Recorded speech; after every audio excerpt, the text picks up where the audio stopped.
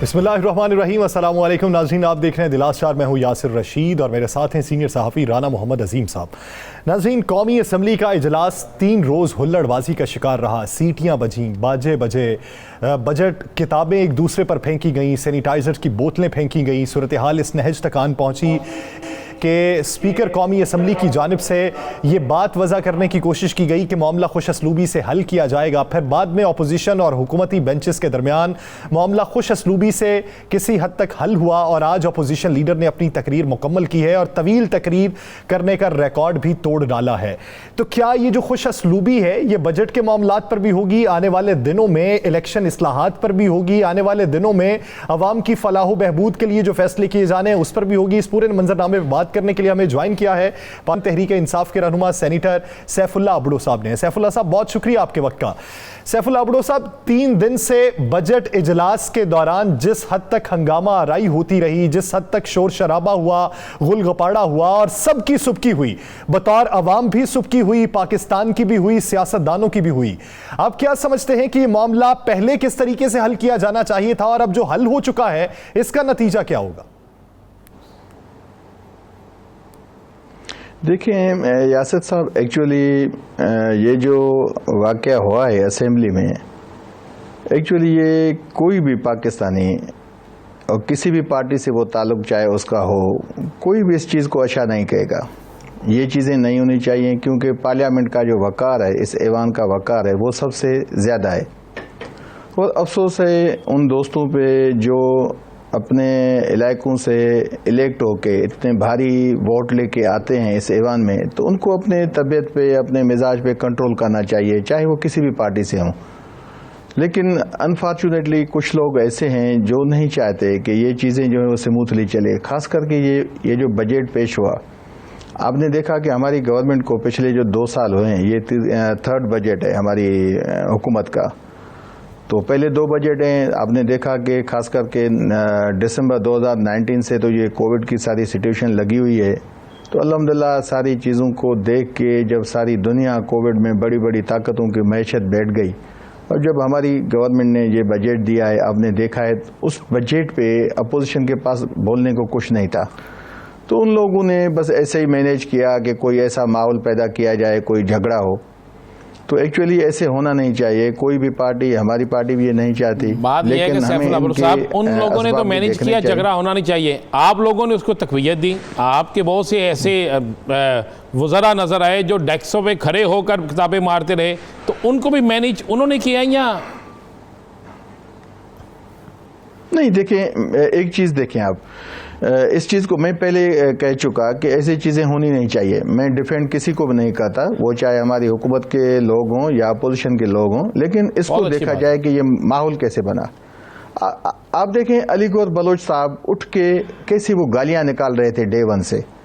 जब जिस दिन बजट पेश हो रहा है, देखिए ये माजी की हाकिम जो है ना, ये दोनों पार्टीज़ हैं, तो इनसे ज़्यादा किसी को आदाब होंगे पार्लियामेंट के।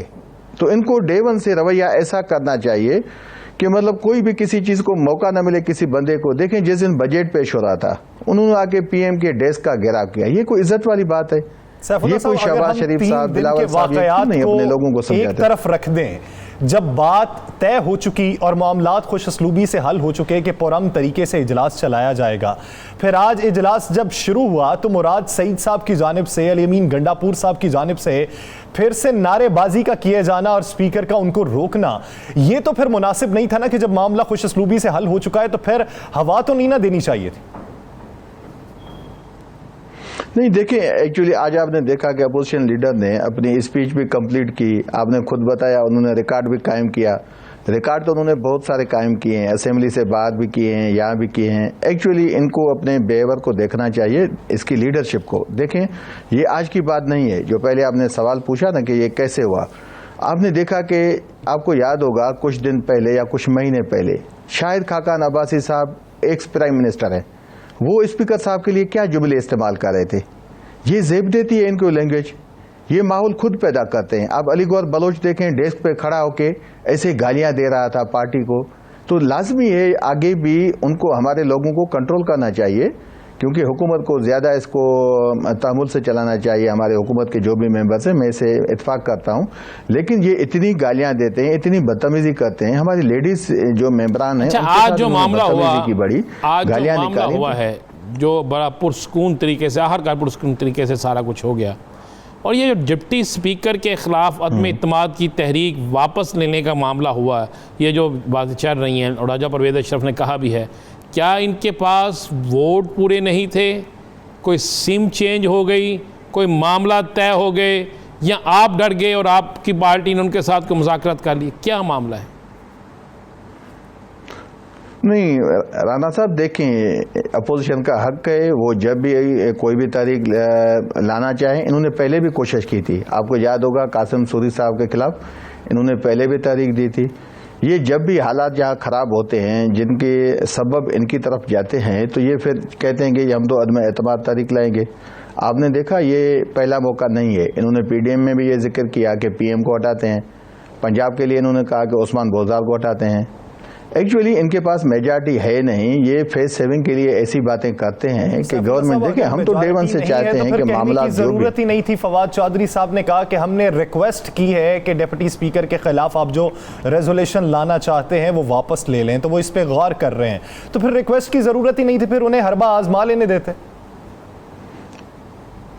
मैं आता हूं उसी बात में, हम नहीं चाहते इतनी मरतबा वो बेचारे देखें 3 बजट पेश पहले हुए हैं, उसके बाद चेयरमैन सेनेट का इलेक्शन हुआ, पहले आप देखें स्पीकर का इलेक्शन हुआ, डिप्टी स्पीकर का इलेक्शन हुआ, प्राइम मिनिस्टर का इलेक्शन हुआ, वो कभी भी एक साथ नहीं रहे। हम नहीं चाहते कि वो अभी दोबारा बेचारे वो एक्सपोज हो जाएं, क्योंकि अभी भी वो साथ नहीं चल सकते।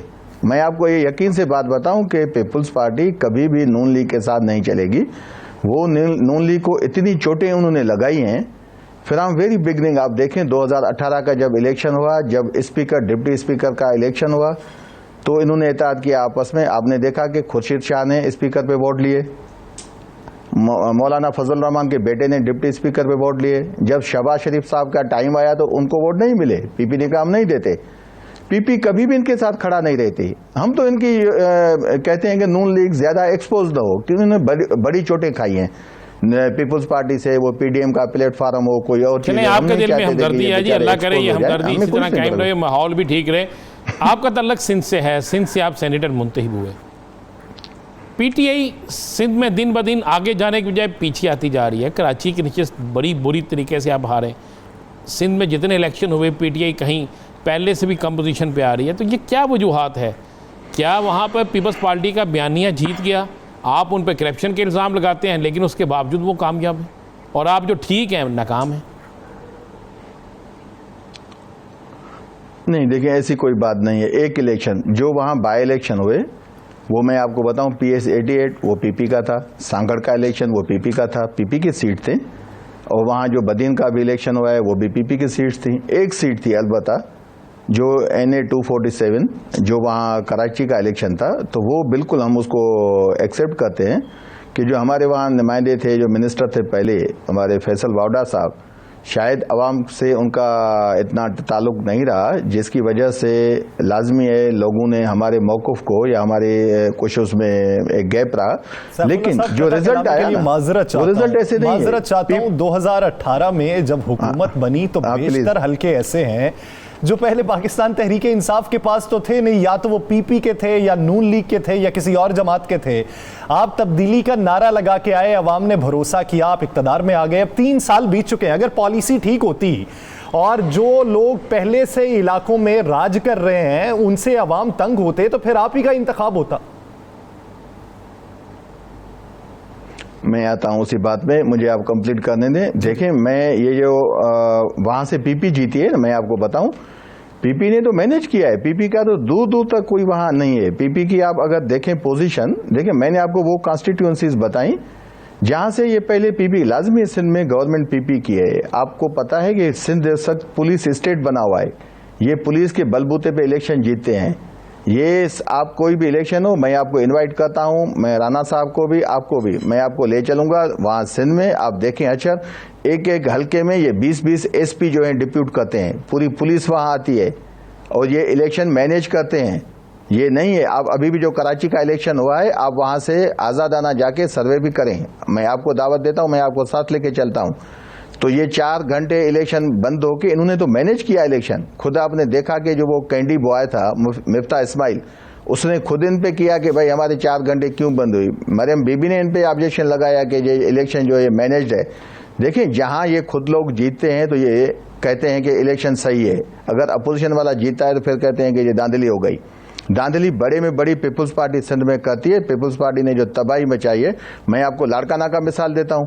जब 2019 में बाई इलेक्शन हुआ, मौजम खान अब्बासी वाला, जो सफदर अब्बासी साहब के जो हैं वो भतीजे हैं, नाहिद खान के जो हैं वो उसके शौहर के जो हैं वो भतीजे हैं, तो हमने कैसे इलेक्शन जीता। मैं खुद लाड़काना से बिलोंग करता हूं, सारी पीपुल्स पार्टी लाड़काना में आई, इन्होंने अपनी सारी पुलिस फोर्स वहां लगाई, लेकिन हमने रिक्वेस्ट की थी कि ये इलेक्शन आर्मी के निगरानी में किए जाएं। जब आर्मी डिप्यूट की गई और फेयर इलेक्शन हुआ तो पीपुल्स पार्टी बड़े मार्जिन से आ रही, जबकि सारे पाकिस्तान के इनके लीडर्स वहां साथ थे। आप पता करें, चौधरी मंजूर साहब वहां थे, कमर जमा कायरा साहब वहां थे, बिलावल भुट्टो अपनी बहनों के साथ वहां पैदल पांव जो है वहां गलियों में चले हैं। तो लोगों ने उनको वोट नहीं दिया, उन्होंने 25,000 वोट लिए। हमने अल्हम्दुलिल्लाह, हमारा जो उम्मीदवार था मौजम खान अब्बासी, वो 30,000 वोट लेके जीता है वहां से। वो सिर्फ ये था कि जब फेयर इलेक्शन हुआ, ऐसे कभी भी नहीं है जहां भी फेयर इलेक्शन। कि आपकी हुकूमत जो है पानी नहीं दे रही, पंजाब पे इल्ज़ाम लगता है।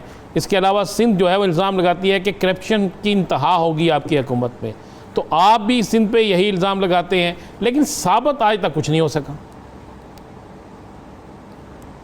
राना साहब, मैं एक चीज़ आपको रिक्वेस्ट करता हूं, आज जो है ना सब दोस्तों इस आपके चैनल के तवसत से, हमारी करप्शन जो भी इनको चाहे, जो भी इनका दिल कहे वो आके कहें। हमारे लोग उनकी इंक्वायरी के लिए, हमारी लीडरशिप सब तैयार है, उनके सामने सारे बड़ी मीडिया के दरमियान। मैं आज एक डिमांड करता हूं आपके चैनल के हिसाब से, मैं इनको, बिलावल साहब इतने बड़े लीडर हैं और माशाल्लाह वो बेनज़ीर साहब के फर्जंद हैं, भुट्टो साहब के नवासे हैं, अवाम का दर्द भी रखते हैं, और मुझे उम्मीद है कि वो इस चीज़ को जवाब देंगे। मैंने ये चीज़ कराची में तकरीबन 10 दिन पहले प्रेस कॉन्फ्रेंस की थी सिंध असेंबली में, अभी तक जवाब नहीं आया। वो ये है, ये पानी के मामले से रिलेटेड है। ये एक्चुअली इनके एक मिनिस्टर हैं सोहेल सियाल, वो इरिगेशन के मिनिस्टर हैं, उनके ऊपर करप्शन की इंक्वायरीज चल रही हैं। करप्शन में वो ऐसे माहिर हैं कि जो हमारे पीपुल्स पार्टी के जो लीडरशिप है, या जो भी MNAs MPAs यहाँ सेनेटर्स बैठे हैं, आप उससे पता कर सकते हैं।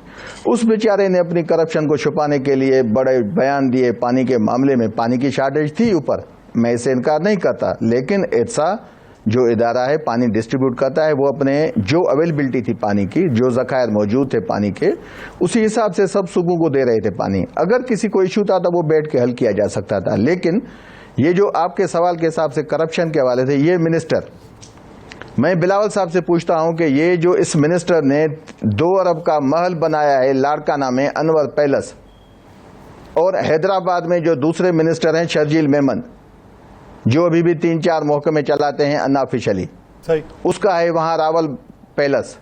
इन 2 महलों की खुदा के वास्ते बिलावल साहब आके जस्टिफिकेशन दे, इनकी इंक्वायरी करे, इन पे एक्शन ले। अगर आप ये समझते हैं कि पानी का मसला जेन्युइन है, लेकिन जो ज्यादा बयानबाजी हुई वो अपने ऊपर चलने वाले केसेस से तवज्जो हटाने का बायस बनी। लेकिन सवाल ये है कि आने वाले दिनों में ये मामला किस तरीके से हल होगा, इसको किस तरीके से आगे निकलकर एक मेज पर आप हल कर सकते हैं। उम्मीद करते हैं वफाक और सिंध इस मामले में एक पेज पे हो। बहुत शुक्रिया सैफुल्लाह अबड़ू साहब इस वक्त देने के लिए। नाज़रीन, दीगर इश्यूज पर बात करेंगे एक शॉर्ट ब्रेक के बाद। Stay with us.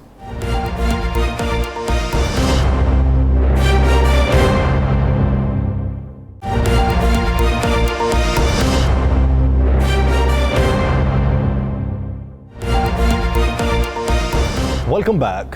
नाज़रीन, हुकूमती वफ्द ने जब अपोजिशन के वफ्द से डिप्टी स्पीकर कौमी असम्बली कासिम खान सूरी के ख़िलाफ़ लाई जाने वाली रेजोल्यूशन की एप्लीकेशन वापस लेने की दरख्वास्त की, तो ख़बर यह है कि गैर मशरूत तौर पर यह दरख्वास्त वापस लेने का इरादा नहीं किया, बल्कि मशरूत तौर पर लेने का इरादा किया है।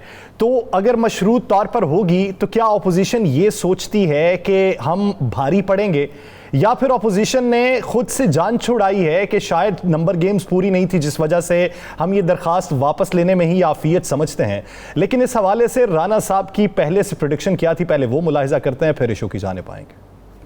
अगर ये 172 लाते हैं अपोजिशन वाले, अब गिनती उन्होंने करनी है, और अब इसलिए कि अब उन्हें नजर आ गया अब उनके पास आज के दिन तक 172 नहीं है यासर, सही। अब वो कोशिश कर रहे हैं कि हो सकता है कि वो अदम इत्तेमाद की तहरीक का बाइकआउट कर दे। राना साहब, एक आपकी खबर और दूसरी आज की खबर, दोनों का अगर मवाजना किया जाए तो इसमें बेहतरी जो दिखाई देती है वो अपोजिशन की ही दिखाई देती है। तो क्या आज कुछ लो कुछ दो की पॉलिसी पर अमल किया गया? यासर, पहली बात यह है कि ये तो दिल को बहलाने की बात है ना कि शायद आपके दिल में कोई अपोजिशन के लिए ऐसी मोहब्बत है कि जिसको आप चाहते हैं कि अपोजिशन वाले मुतमिन हो जाए। भाई बड़ी सिंपल सी बात है, इन्होंने अदम इत्तेमाद की तहरीक जमा कराई, 2 दिन पहले एक मीटिंग हुई, उसमें कहा गया जनाब स्पीकर के खिलाफ भी अदम इत्तेमाद आ रही है, सारी उन्होंने अपने तैयारी की। मुझे एक बात बताएं, अगर अपोजिशन के पास, मैंने कल कह दिया था यहाँ ये बाइकआउट करेंगे, यहाँ वापस होगा ना, बाइकआउट किया यहाँ वापस हुआ, बात एक ही है। क्योंकि मुझे पता था, मुझे खुद मुस्लिम लीग नून के एक एमएनए ने कहा, बड़े सीनियर एमएनए, मैंने कल कहा भी था आपको कि वो बड़े सीनियर आदमी हैं, अपोजिशन के अंदर इनकी बड़ी अहमियत है। उन्होंने मुझे कहा भाई कोई हमारे पास स्कोर पूरा नहीं है, कार्ड पूरे हैं ही नहीं हमारे पास, तो हम कौन से पत्तों से खेलेंगे।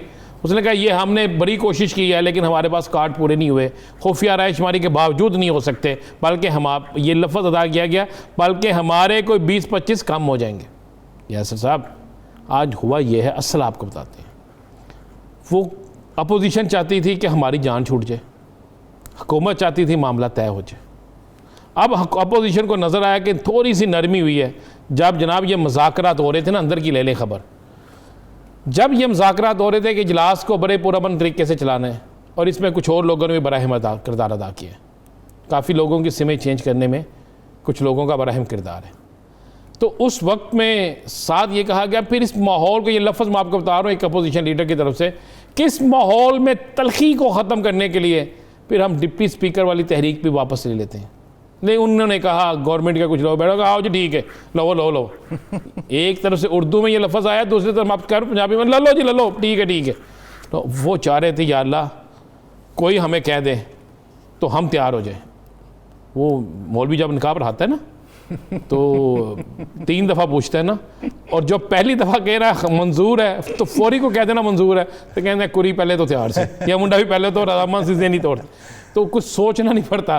तो ये इसी तरह है, ये तैयार बैठे थे, ये कह रहे थे हमें कोई कुछ कह दे, उन्होंने कह दिया, इन्होंने फौरी तौर पर असर कर दिया। असल मामला ये। अब इसमें शर्त क्या है? कोई शर्त नहीं जी, वो जो 8-6 बिल जी जमा वो एक पास किए थे डिप्टी स्पीकर की सरबराही में इजलास में, उनको दोबारा भेजा जाए पार्लियामानी कमेटियों में, अगर उसमें हमें किसी जगह को प्रॉब्लम नजर आए तो अपोजिशन अपनी तजावीज़ देगी, वो मंजूर हो जाएंगे। ये है क्या? ये है क्या? इस पे अपोजिशन की सारी अना ये थी। अपोजिशन तो कहती थी कि डिप्टी स्पीकर जो है वो बिल्कुल 1 साइडेड है, ये बदतमीज़ है, ये ठीक नहीं है, ये अपोजिशन के साथ ज़्यादती करता है। लेकिन आज किस जगह ये बात हुई? आज सब कुछ ठीक हो गया। असल मामला यही था, हुकूमत तैयार थी, आज जो इजलास होना था सुबह उसमें कोई हुकूमती शख्स नहीं जाना था, तो फिर 172 इन्होंने पूरे करने थे। तो जब 172 की बजाय 160 भी पूरे ना होते, 162 भी पूरे ना होते, और पता चलता जनाब 130 आए हैं या 120 आए हैं, तो फिर क्या होता है यार सर? फिर किसकी सुबकी होती? और आज आपको पता है, इस पर एक और बात आपको बता दूँ जनाब, इस पे बड़ा सख्त नाराज़गी का इजहार कर दिया आज भी मौलाना साहब ने नवाज शरीफ को फ़ोन किया, और फ़ोन करने के बाद फिर वहाँ से फ़ोन आता है जनाब शहबाज शरीफ साहब को भी कि जनाब तहरीक में इत्तेमाद जमा कराते वक्त भी हमसे नहीं पूछा गया। अब जब आप हुकूमत के साथ सुलह कर रहे हैं और गले मिल रहे हैं, बिल भी आप जाएंगे पार्लियामानी कमेटियों में, सारा कुछ हो रहा है, तो उस वक्त भी हमें नहीं पूछा। ओ भाई बेचारा मौलाना फजलुर रहमान तो रगड़ा गया ना इसमें, मरियम साहबा रगड़ी गई। हाँ मुझे बताएं, दोनों जो पार्लियामेंट के ख़िलाफ़ थे, ना पहले उनसे पूछा गया, ना जब वापसी हो रही है ना अब पूछा गया, तो वो बेचारे तो ज़ीरो हो गए। अच्छा, वो इस चक्कर में थे कि ये अगर नाकाम होती है तो हम इन्हें कहेंगे निकलें बाहर, ये इस तरह नहीं बनता, और अगर कामयाब हो जाती तो हम कहेंगे जनाब बल्ले बल्ले हो गई, ऐस साड़ी तहरीक दी वजह नाल हुई। ये होना था।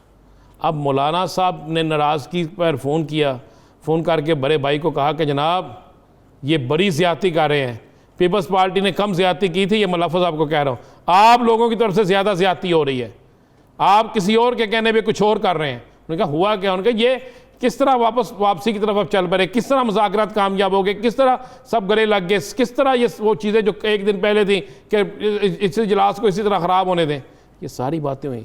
फिर छोटे भाई को फ़ोन भी आया, कुछ लोगों और को भी फ़ोन आया, और फ़ोन पे फिर गिले शिकवे भी हुए। फिर चूँकि मैंने आपको बताया है कि बहुत से लोग बहुत सी चीज़ों में, बहुत सी चीज़ों को सही करने में लगे हुए हैं, तो फिर उन्हें कहा गया, और इसी वजह से आज आप गौर करें ना, आज मोहतरमा का ट्वीट क्या था कि शहबाज शरीफ साहब की तकरीर बेहतरीन थी, और वो तर्जुमानी है उन लोगों के दर्द की जो आवाम जिससे भुगत रहे हैं। अब हम तो देखें ना, वो तर्जुमानी तो पार्लियामेंट हाउस के अंदर हुई ना, डी चौक में तो नहीं हुई, वो फुआरा चौक में तो नहीं हुई, जना बाग में तो नहीं हुई, पार्लियामेंट के अंदर हुई ना। तो इस मतलब है कि मोहतरमा साहब जो हैं उन्होंने भी उस चीज़ को तस्लीम कर लिया हरकार, और जब तस्लीम कर लिया तो फिर आप समझ सकते हैं कि कहाँ पे किसकी तारें किसके साथ राणा साहब आगे बढ़ते हैं। पंजाब असम्बली का इजलास हुआ, अपोजिशन लीडर तकरीर कर रहे थे, हुल्लड़बाजी की गई, नारे लगाए गए, बातें कसी गईं, लेकिन माहौल वैसा नहीं हो सका जैसा एक्सपेक्टेड था। तो क्या कुली तौर पे सिम चेंज हो चुकी? कुली तौर पे हो चुकी है। कुछ लोगों को बड़ी सख्ती से मना कर दिया गया। मैं आपको यह भी बता दूं, शहबाज शरीफ साहब ने कल कुछ नून लीग के अहम रहनुमाओं को सख्त तरीन तरीके से शट ऑफ कॉल दी, और उन्होंने सख्त अल्फाज में कहा कि अब अगर किसी ने मेरे बयानिए से या मेरे मामलात में को ख़राब करने की कोशिश की तो फिर मैं बताऊंगा कि मैं हूँ, ये लफ्ज़ अदा हुआ। और यही मामला आज हुआ। आप देखें कि आज मैंने कल कहा था कि चौधरी परवेज़ इलाही साहब पंजाब में काबू कर सकते हैं, उनमें इतनी अहलियत है, उनकी लोग बात मानते हैं, उन्हें पता है ईवान किस तरह चलाना है। और आज जब हुकूमती बेंचों से हल्की सी कोई बात आई तो उसको भी रोक दिया गया, बाकायदा नाम लेके हमने रोक दिया। तो चौधरी परवेज़ इलाही रोक दिया। मैं फिर आपको कह रहा हूँ, हम रिव्यू में बयान नहीं कर सकते।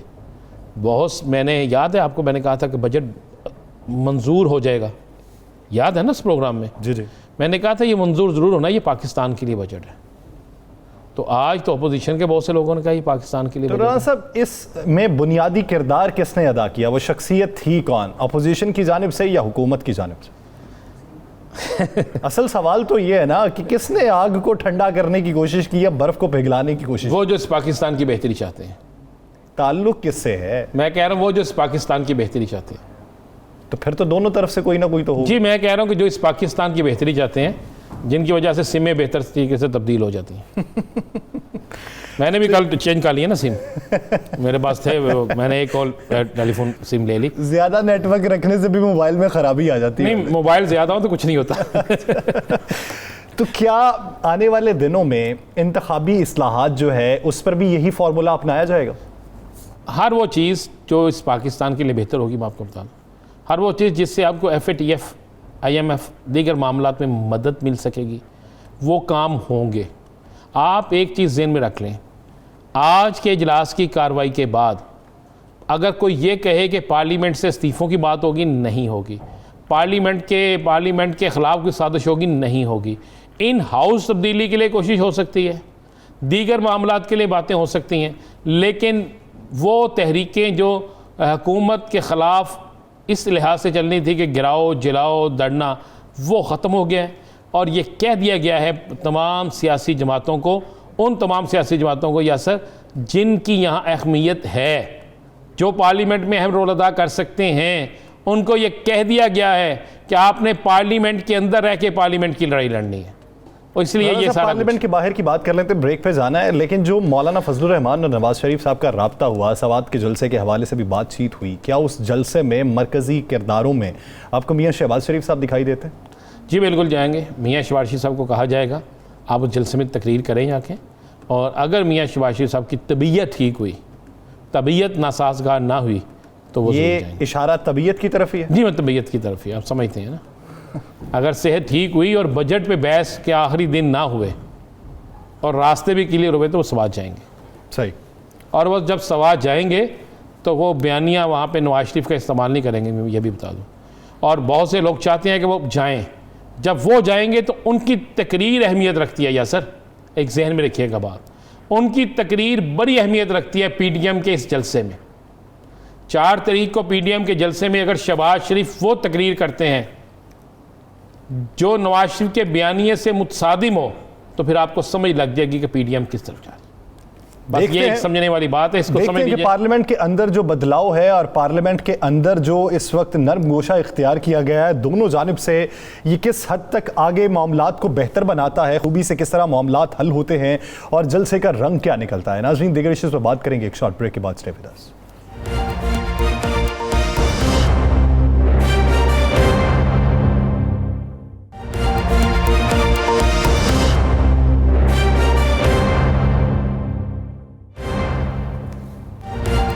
Welcome back. नाज़रीन, ब्रेक से पहले हम बात कर रहे थे सियासी मंजरनामे पे। आने वाले दिनों में जो जलसे होने हैं या पार्लियामेंट के अंदर कोई बात होनी है या अब जो रूनमाई हो रही है उस पर मौलाना फजलुर रहमान कुछ नाराज़ से हैं। वो नाराज़ किस बात पे हैं? वो अगर शहबाज शरीफ साहब से नाराज़ हैं तो उनसे ख़ुद गिला क्यों नहीं कर लेते? इतनी रफ़ाकत तो है, इतनी बात तो है कि वो ख़ुद बात करके उन्हें मना कर सकते हैं कि आप इस तरीके से ना करें। लेकिन उसमें उज़र क्या है? राना साहब की तरफ बढ़ते हैं।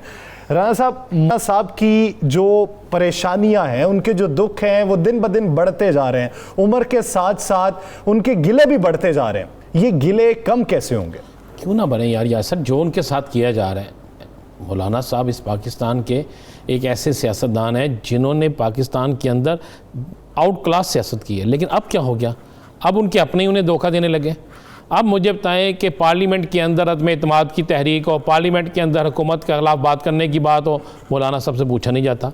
मौलाना साहब पहले वाक़े के बाद जाते हैं शहबाज शरीफ से इजहार यकजहती करने कि शहबाज साहब दे आपके साथ बड़ी ज़्यादती हुई, ये जो असम्बली के अंदर हुआ, आप पे हमले की कोशिश की गई, मुझे याद है ना आपने। मौलाना साहब मिल के आते हैं, इजहार यकजहती के लिए जाते हैं। अगले दिन शहबाज शरीफ साहब जो हैं वो सारे मामला तय करती है अपोजिशन, तय करते हुए मौलाना साहब को फ़ोन भी नहीं किया जाता। तो मौलाना साहब क्या करें, मुझे बताएं क्या करें मौलाना साहब बेचार? मौलाना साहब मियां नवाज शरीफ को फ़ोन करते हैं, गिला करते हैं, शिकवा करते हैं, कहते हैं जनाब छोटा तो मुझसे पूछता भी नहीं, मैं तो खुद जाता हूं, वो तो मुझे बुलाता भी नहीं।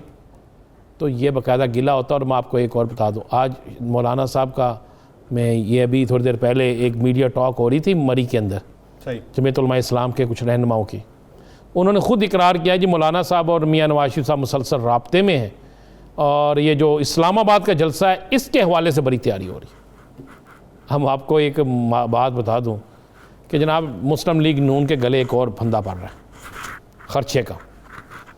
ये जो सवात का जलसा है वो तो अमीर मकामिया को कर लेंगे, वो इतना खर्चा नहीं। लेकिन ये जो इस्लामाबाद का जलसा है ना, इसके लिए एक लंबा चौड़ा बजट दे दिया गया और ये टेलीफोन जो गुफ्तगू हुई है ना, उसमें बजट का भी कह दिया गया कि जनाब मेज़बान भी आप हैं, हमारे बंदे भी आपने रखने हैं, बंदे आने भी हैं और एक अच्छा खासा खर्चा जो है ना, यानी जो माजी वाला फार्मूला था वैसे ही फार्मूला है, आज़ादी मार्च वाला। बिल्कुल आज़ादी मार्च वाला फार्मूला आ गया है। और इस आज़ादी मार्च वाले फार्मूले पे जितना मौलाना साहब को फ़ायदा हो सकता है, ये मैं नहीं कहता मौलाना साहब को फ़ायदा हो सकता है, जितना खर्चा होगा उस हिसाब से वो क्या खर्चा होगा। देखना ये है कि अब शहबाज शरीफ साहब उस खर्चे पे हामी भरते हैं, इकरार करते हैं और जो मैन पावर शहबाज शरीफ नहीं ना ना ना ना मैं नवाज शरीफ साहब से बात हुई है ना, अब उस पे शहबाज शरीफ साहब की तो थोड़ी सी मसलियत शामिल होनी चाहिए ना, क्यों पार्टी सदर है वो, क्योंकि अगर जाना है तो पाकिस्तान मुस्लिम लीग नून का टैग भी तो लगना है ना साथ में। वैसे लगेगा जिस तरह आज़ादी चौक में मौलाना साहब इंतजार करते रहे वो नहीं है।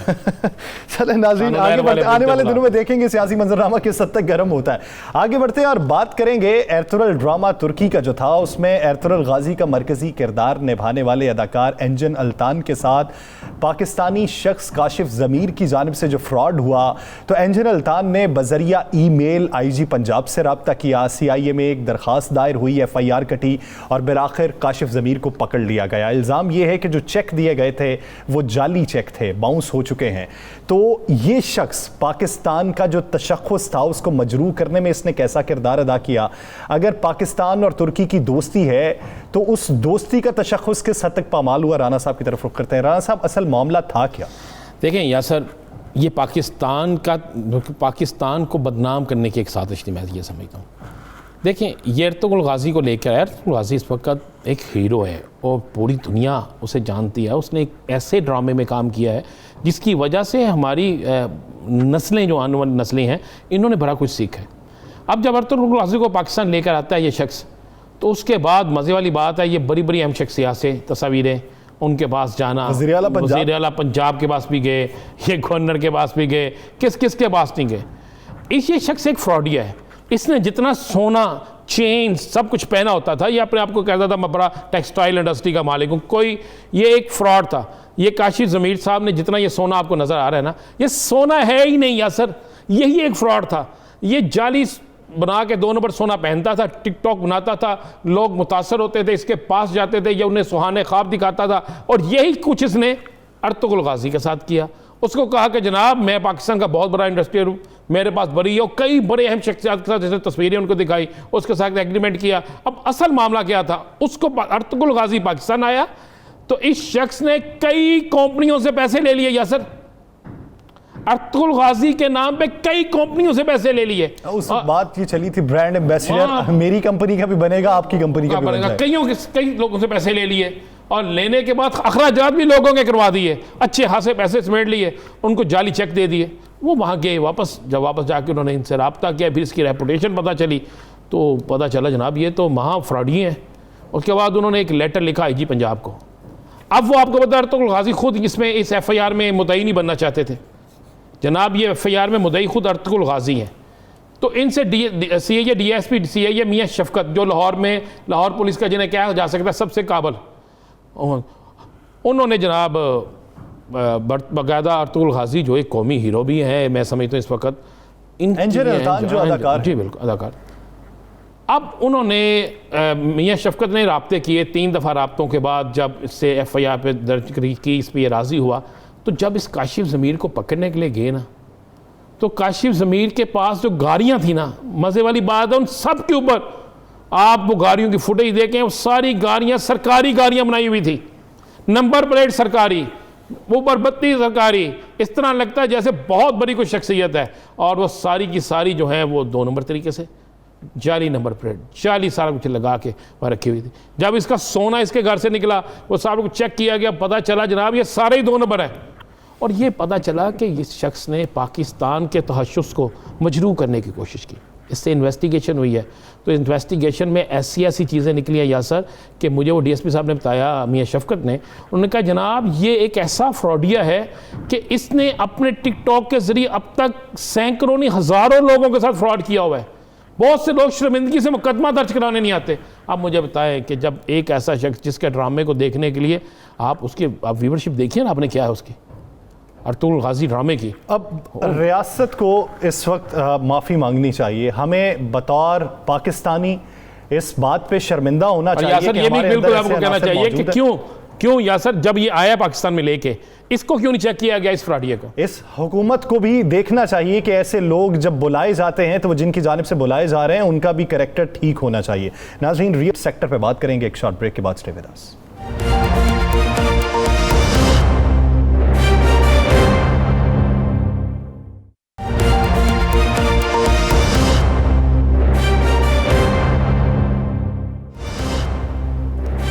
Welcome back. नाज़रीन, जब कोरोना वबा का आगाज़ हुआ, पाकिस्तान में मुआशी तौर पर लॉकडाउन कर दिया गया, सूरत हाल इस नहज तक आन पहुंची कि लोग भूखे रहने लगे और हमें ख़तरा पड़ गया कि शायद हमारी मईशत कोलैप्स ना कर जाए, तो हुकूमत ने 2 शोबे ऐसे हैं, 2 सेक्टर ऐसे हैं जिनको दोबारा से पाँव पे खड़ा करने की कोशिश की, जिसमें एक टेक्सटाइल का शोबा था और एक रियल स्टेट का शोबा था।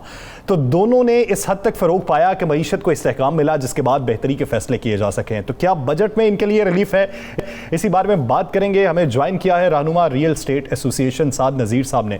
बहुत शुक्रिया आपके वक्त का।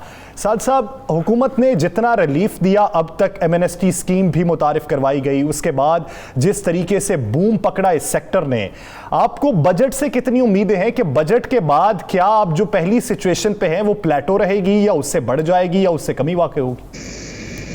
जी अस्सलाम वालेकुम जी, thank you for having me on the show sir. बिल्कुल जी, गवर्नमेंट ने एक बहुत अच्छा इकदाम किया है of giving relief to the construction industry, और खान साहब का विजन इसमें बहुत क्लियर है कि वो कंस्ट्रक्शन इंडस्ट्री को ग्रो कराना चाह रहे हैं। लेकिन इस रिलीफ में जो इन्होंने एमनेस्टी की सूरत में पहले दिया और उसको एक्सटेंशन दिए, बेसिकली वही मेजर रिलीफ है जो गवर्नमेंट ने कंस्ट्रक्शन इंडस्ट्री को कैरी फॉरवर्ड की है। मैं उसके थोड़े से स्टैट्स आपके साथ शेयर करना चाहूँगा। ये जो एमनेस्टी स्कीम है ना जी, इसमें अभी तक 1083 प्रोजेक्ट्स रजिस्टर हुए हैं और उनकी नेट वर्थ है 340 बिलियन, यानी 340 अरब रुपए के 1083 प्रोजेक्ट्स गवर्नमेंट के साथ रजिस्टर हुए हैं और 292 प्रोजेक्ट्स पाइपलाइन में हैं विच आर वर्थ 43 बिलियन। यानी अगर आप नेट वर्थ इस सारी एक्टिविटी के लिए लगाएं तो मुश्किल से 400 अरब रुपए की बनती है। और अभी तक जो बायर्स इंटरेस्टेड थे टैक्स की जो रिलैक्सेशन अवेल करने के लिए इस एमनेस्टी के तहत, वो सिर्फ 3851 बायर्स हैं और ये गवर्नमेंट के स्टैट्स हैं। यानी 3851 बायर्स ने इस फैसिलिटी को फ़ायदा उठाना चाहा 20 करोड़ की आबादी में, और 20 करोड़ की आबादी में से 1083 प्रोजेक्ट्स 400 अरब रुपए, ये अगर मैं बिल्डर्स के लिए इसको सम अप करना चाहूँ लोगों की अंडरस्टैंडिंग के लिए, तो 10 या 15 कनाल की सिर्फ 40 बिल्डिंग्स बनती हैं। सही। यानी बताने का मकसद ये है कि जी इस एमनेस्टी से उस भरपूर तरीके से फायदा नहीं उठाया गया। वजह क्या हुई साहब साहब, क्यों नहीं फायदा उठाया गया, वजह क्या है? वजह क्या हुई इसमें, जो जिन्होंने ये पॉलिसी बनाई उन्होंने कोशिश ये की कि जो ब्लैक इकोनॉमी है मुल्क की उसको वाइट किया जाए और उस पैसे को कंस्ट्रक्शन इंडस्ट्री में इन्वॉल्व किया जाए। और ये करते हुए ये नहीं देखा गया कि जो एक्चुअल बिल्डर्स हैं, जो एक्चुअल डॉक्टर्स हैं इस शोबे को, उनको क्या फैसिलिटेशन देनी चाहिए। इस मुल्क में जितने भी बड़े प्रोजेक्ट्स हैं ना जी, ये माजरत के साथ ये जो इन्होंने रिलैक्सेशन दी है या 3851 बायर्स हैं, ये डीएचए के किसी एक सेक्टर के 1, 2, 3 गलियों का या एक छोटे से ब्लॉक का वॉल्यूम है जो इस मुल्क में एमनेस्टी में आया। सही। असल रिलीफ देने की जरूरत थी कॉन्ट्रैक्टर्स को, बिल्डर्स को, और उनका मेन सोर्स कोई माने या ना माने पब्लिक मनी होती है। जिस तरह से इस मुल्क में 2 बड़े इदारे काम कर रहे हैं, एक प्राइवेट अदारा है, एक स्टेट रन इंस्टीट्यूशन है, और इवन जो हमारी डेवलपमेंट अथॉरिटीज हैं वो जब कोई प्रोजेक्ट लॉन्च करती हैं सब पब्लिक मनी पर रिलाई करती हैं। उस पब्लिक मनी को गैदर करके यूटिलाइज करने की डॉक्यूमेंटेशन होने की जरूरत है, उस पर कानून साजी होने की जरूरत है और उसकी इजाजत देने की जरूरत है डेवलपर्स को कि वो कैपिटल पब्लिक का यूज कर सकें। अगर वो भागें तो उसके लिए आप उनके हाथों पैरों के अंगूठे लगवा लेंगे, वो मुल्क से ना भागें, वो किसी के साथ फ्रॉड ना करें, वो किसी के साथ रो ना करें, लेकिन उनको आप इसमें तो बुनियादी नुक्ता ये है कि अगर पब्लिक का पैसा है, पूरी डॉक्यूमेंटेशन है, तो वो ब्लैक से व्हाइट कैसे हुई? ब्लैक से व्हाइट होने के लिए तो एक मखसूस तबका ही होगा ना जो रिलीफ हासिल करेगा। जी मैं यही अर्ज कर रहा हूं कि आपका फोकस कंस्ट्रक्शन इंडस्ट्री को रिवाइव करना है कि या आपका इंटरेस्ट ब्लैक को व्हाइट करना है, पहले तो इसको क्लियर करें। ब्लैक और व्हाइट जो वॉल्यूम्स हैं वो और लोगों के पास पड़ा है, और जो कंस्ट्रक्शन इंडस्ट्री के मास्टर्स हैं वो और लोग हैं, और जो कंस्ट्रक्शन इंडस्ट्री के बायर हैं वो और लोग हैं। इस मुल्क में जो आपका ईयरली शॉर्टफॉल है घरों का या कंजम्पशन है घरों की, वो 7 लाख है, और उसमें से सिर्फ आधे बन पाते हैं, आधे लेफ्ट ओवर हो जाते हैं। इस वक्त हमारी एनुअल डिमांड घरों की 1 करोड़ से ऊपर टॉप चुकी हुई है। यानी जो एक्चुअल बायर्स हैं, जो एक्चुअल कॉन्ट्रैक्टर्स हैं, उनका ब्लैक इकोनॉमी से ताल्लुक ही कोई नहीं है। वो आप उनको जो करंट रिसोर्सेज हैं, जो वाइट मनी है मुल्क की, वही यूटिलाइज करने की इजाजत दे दें उनको। कभी FIA के, कभी नैब के, कभी एंटी करप्शन के नोटिस भेजना बंद कर दें और उनको काम करने के लिए उनसे क्यों ना नोटिस भेजें। साहब मुझे एक बात बताएं, आप नोटिस की अभी आपने बात कर दी, कितने बिल्डर्स ऐसे हैं जो अवाम के साथ फ्रॉड करते हैं, लोगों के साथ फ्रॉड करके भाग गए। उसके बाद आप रिंग रोड ले लेना, रावलपिंडी रिंग रोड का आप सिलसिला ले लें कि कितने बिल्डर्स हैं जिन्होंने अरबों रुपया उसमें कमाने के लिए, एक हुकूमत को चूना लगाने के लिए क्या किया। तो ऐसे मामला पे फिर एंटी करप्शन या नैब ना पूछे तो कौन पूछे? जी राना साहब, जो बार बार मीडिया पे चूना लगाने की बात होती रही ना, वो फकत 26 अरब रुपए की थी। एक अटक लूप के बारे में डिस्कशन होती रही कि ये अटक लूप किसी बिल्डर को या 2-4 बिल्डर्स को फैसिलिटेट करने के लिए बनाया गया। पहली तो बात ये कि हमारा प्रोजेक्ट उस रिंग रोड से बहुत दूर था, हमें उसका रूटीन में फ़ायदा होना था जैसे बाकी शहर को होना था।